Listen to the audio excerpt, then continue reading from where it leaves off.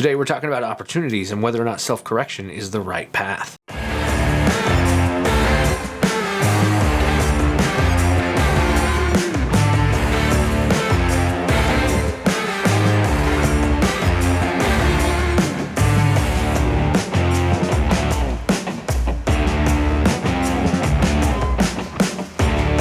Hey, what's up? I'm Ken. This is kenfuTV, and each week I release videos in the martial arts, philosophy, technique, training, that sort of thing. And if that's the kind of thing you're into, I hope that you subscribe. I hope you share this with people that you think will like it.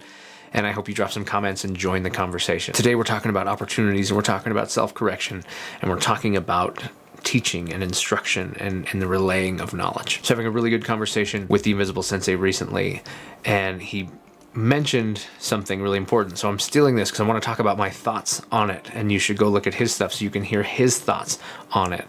But he was talking about the idea of self-correcting, ruining an opportunity for learning. And that's a really interesting concept, because for a lot of people, self-correction is when you are learning, when you're applying learning. And I agree with that. I agree with both sides of this, and I want to talk about both sides of this. When we learn, when we're processing the information given to us, especially in a martial context where we're converting it to a physical skill, then one of the important stages is that conscious incompetence. We've moved from not really knowing how to do it to recognizing that we're doing it wrong, but we're still not doing it right yet. This is an important moment, and as a person who's going through the learning process and through that growth, this moment when we recognize and we hit that phase 2, that conscious incompetence, it's the moment that we realize where we need to work on things, where we need to make adjustments, and where we need to continue to explore and refine what we're doing. As Tuari puts it, which is really well said, as he says, you by stopping and self-correcting and saying, hey, let me do that again, I messed that up, you've taken away the opportunity for your instructor, but I believe this also applies to even yourself or the person you're working with, to provide feedback and to help you understand something, right? You stopped it, so you never got to play it out and see what happened and learn from that. You stopped it, started over, and then tried again, and you got probably to the same spot and went, nope, I still don't know what I'm doing, let me stop and start again, because if I just keep running into this iceberg, this Titanic surely won't sink every time. One of these times I'll just break through. It doesn't always work that way.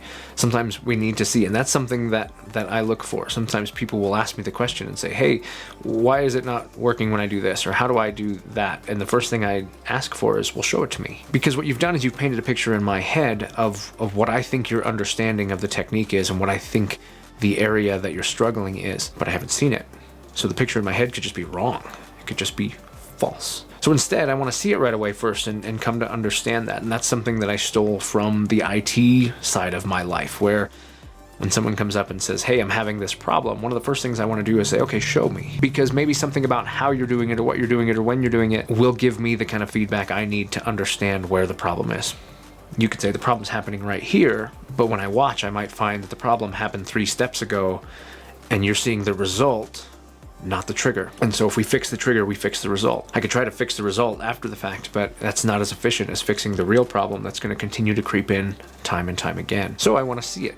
And I think instructors do that often. They want to see you fail, because only through the knowledge of your failure and how you failed do they have an understanding of what you need and how they can help you improve. And truly the same goes for you. When you fail, you give yourself the opportunity to see what went wrong. And if you stop it as soon as you feel the failure coming, you miss the chance to see the potential outcome and the ways that you might need to change it. You stop it and go, oh, this isn't right, and start over. You might miss the fact that you were only this much off. You weren't this much off, you were only this. But because you stopped, you're still thinking, oh, I'm like way off, I've got to keep working. So play it out. Run through the whole technique. Fix it later. A good friend of mine and my Aikido instructor would say, hey, that's a good technique, but it's not the technique we're doing. When something would go wrong and he'd like it, he'd be like, hey, I like that. I like what you're doing. It's just not what we're doing right now. He was implying that what you're doing isn't wrong, and sometimes you're going to find things that work that don't match. Find that sometimes this overlaps with what we're talking about today.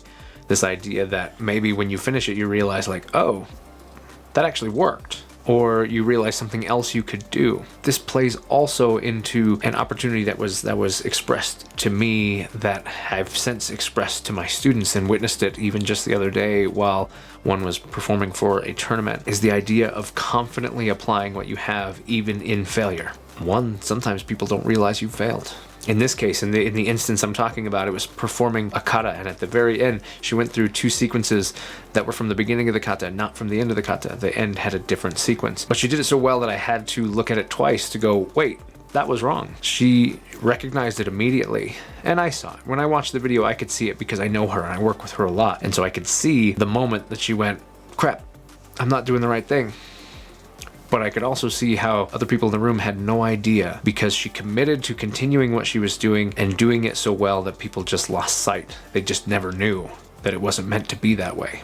My instructor would say, if you do it wrong, do it with such conviction that I have to question myself as to whether or not I remember the technique right. And that always stood out to me. Be so confident that they question themselves. When you work that technique and you're finding those moments and then you're confidently adapting and dealing with them, those are the moments that you're learning how to overcome failure. And yeah, you did it wrong and you realize, oh crap, I mean, that wasn't it.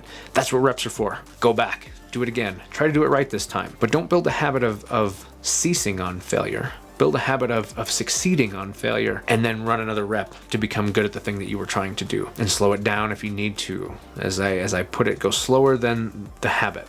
Whatever the trigger is for the habit, you got to slow down, because when you go fast, you'll hit that trigger and the habit will come out. So slow down so you don't hit the trigger, so you get the opportunity to work the technique and then build your speed back up. But what's more important than anything to me is the ability to be unstoppable.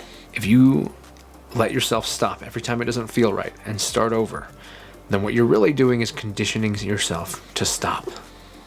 You're training yourself to stop. I can't think of a single worse thing if you're ever in a position where you need to protect yourself using your skills than using that perfect skill of stopping and letting something happen. Real quick, let's jump in and talk about the comments from last week's video about the Queen's Gambit. Stuart James Gray says, I've played chess for years. I'm not the greatest, probably an 1100 rating. As for Go, I suck even more. Shogi, now there's a game. You know, I haven't played Shogi. I've wanted to for a really long time. So now I'm definitely gonna have to get around to playing it, trying it out, and seeing what I think. Salvatore Placido Pomare says, I think it's important, whatever your motivation, to go to a dojo or martial arts studio to feel comfortable and safe.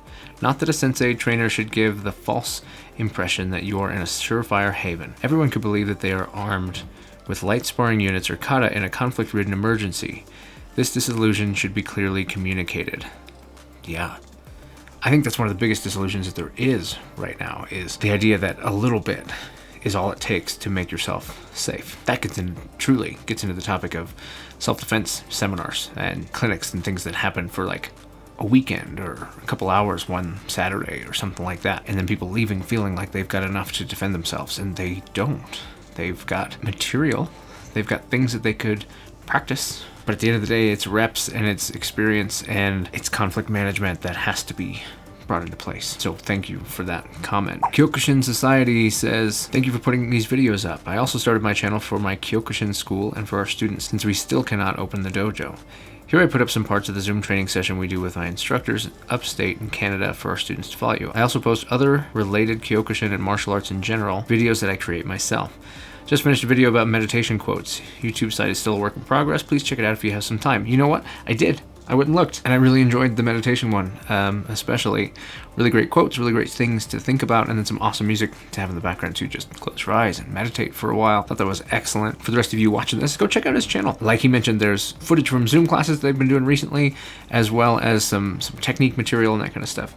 Good stuff. Now more than ever, we need to come together. So let's share each other's content and let's invest in each other. John Z says, I love that you mentioned aphantasia in this.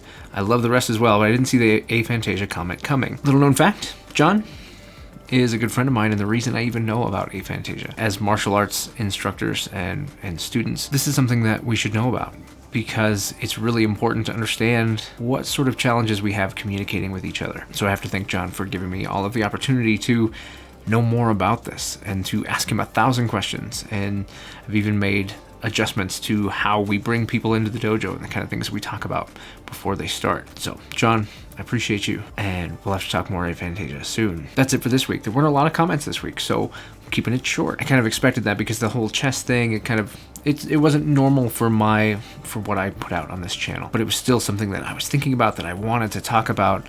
And I'm glad that you guys tuned in and watched. In the meantime, we'll jump back to Ken from the past and we'll wrap up this video. Anyway, that's my thoughts. I hope that you go check out the Invisible Sensei podcast and you hear his thoughts on this.